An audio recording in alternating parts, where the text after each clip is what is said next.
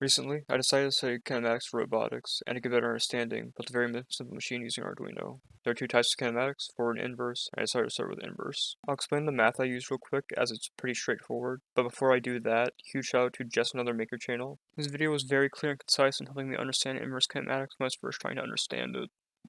I would also highly recommend checking it out as it heavily inspired the design of this project. I've linked his video in the description. Alright, so inverse kinematics is just finding all the joint positions needed to get a foot, tool, or arm to a given position. Let's take the point 6, -8 as an example. We can use some basic trigonometry to find the joint angles needed to get the point 6, -8. We have two lengths of the arm, which are 5, we'll call this A1, and 7, we'll call this A2.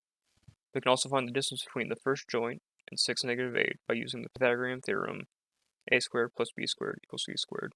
Now that we know all of our side lengths, we can figure out the angles needed. I went ahead and relabeled the distance between A and C that we just found to be b equals 10, and then labeled the angles as well. We can use a lot of cosines to find the missing angle if we rearrange the formula to find the cosine of the angle. I've seen this formula both rearranged from the original and seen it written like this, so it doesn't really matter which one you use because they both appear to give the same answer. We'll go ahead and use the formula we derived from the law of cosines for this example. When we plug in all the numbers to find angle B, we get 111.8. We now have to find angle A. We'll use the same kind of formula that we used to find angle B, but rearrange to find the cosine of A.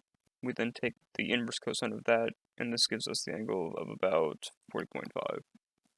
Now, if we're just going to leave it at that, it would make the triangle that we're looking for, but it would always be at a y of 0. To find the angle that we need to lower it by, all we have to do is take the inverse sine of 8 over 10 and subtract it from angle A. Alright, from that we have all the angles we need to get the endpoint at C to the position that we want. There's only one position, but we can use these steps, in particular the formulas, to find a wide range of positions this machine can be in. I've gone ahead and rewritten all the formulas out again, but this time substituted the numbers for the respective integer names. Doing this gives us essentially all the code we need for the mathematics, as once we put in the x and y points, the Arduino should be able to calculate the rest of it. So when I was learning the math, I built this to make sure I understood it. This video shows a machine in action. It starts out at the point 5, -7, then I tell you the point 50, then 80, then 85, and then 8, -5, and then back to 5, -7. I'll go ahead and show the code that I wrote for this. This code is written with everything that comes standard with the Arduino IDE, so there's no special libraries to download.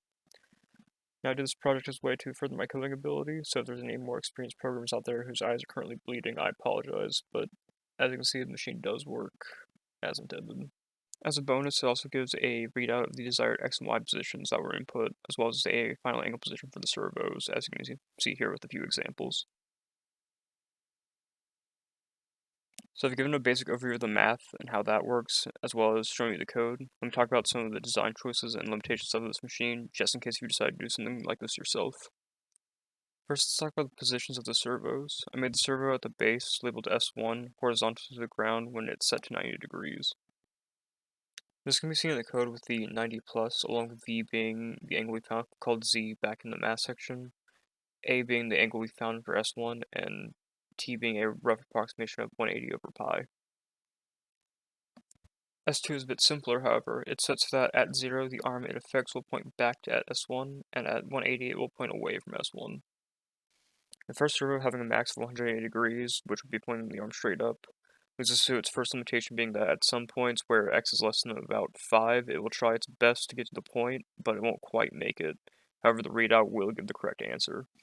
This, however, can be slightly remedied by using a 270-degree servo. I just didn't have one lying around.